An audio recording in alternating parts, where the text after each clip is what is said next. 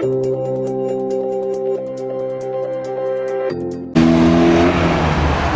noyabr Zəfər günü ilə əlaqədar olaraq Qazax rayonunun Gürcüstanla həmsərhəd olan Sınıq Körpü sərhəd məntəqəsindən start götürərək Bakı şəhəri istiqamətinə yürüşə başlayıb. Söhbət Ağstafa rayon Vurğun qəsəbə sakini Ağa Əliyevdən gedir. Ağa Əliyev 4 saat müddətində Sınıq Körpü sərhəd məntəqəsindən təxminən 50 km məsafəni qət edərək Ağstafa şəhərinin giriş hissəsindən şəhidlərimizin xatirəsinə həsr edilmiş abidə kompleksinin qarşısına çatıb. Şəhidlərimizi dərin ehtiramla yad edərək Bakı şəhəri istiqamətində hərəkətini davam etdirib.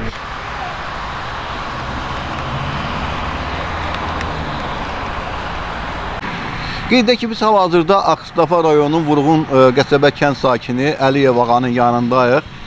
Yəni bizim təsadüfi görüşümüz ağanın marafon qaçması ilə əlaqədar idi və bildirim ki, ağa ilk marafonunu Gürcüstanla həmsərhəd olan Qırmızı Körpü sərhəd məntəqəsindən start götürübdür və hal-hazırda Ağstafaya çatıbdır. Təxminən 50 kilometrdən artıq məsafəni 4 saat ərzində qət edibdir və buradan da ağanı biz Bakı şəhərinə yola salırıq. Yəni ağa 8-də, Zəfər gününə əlaqədar olaraq Bakı şəhərinə çatacaqdır və biz ağaya uğurlar arzuluyoruz. Əliyev ağa Ağstafa rayon Vurğun qəsəbəsində yaşayıram, ailəliyəm, bir qızım var. Özüm də idmanla məşğul olmuşam.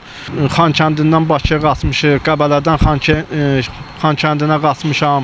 Şaxdağda qaçmışam, 53 kilometrdə birinci olmuşam. Qobustanda tirel qaçışında birinci olmuşam. Sonra ümumi liderimizin 100 illiyində Ağstafadan Bakıya qaçmışam, 465 kilometri 52 saata qaçmışam. Yəni çox yarışlarda iştirak etmişəm. İndi də öz təşəbbüsümlə, öz arzu istəyimlə Müzəffər Ali Baş Komandanımızın şərəfindən, şəhidlərimizin əziz xatirəsinə olaraq və qazilərin və veteranların şərəfinə qaçış təşkil edirəm. Finiş yerim Zəfər tağındadır. Buradan Zəfər klubundakı bütün idmançıları salamlayıram. Bakı Marafon klubundakı idmançıları da salamlayıram. Sumqayıt Marafon klubundakı idmançıları da salamlayıram.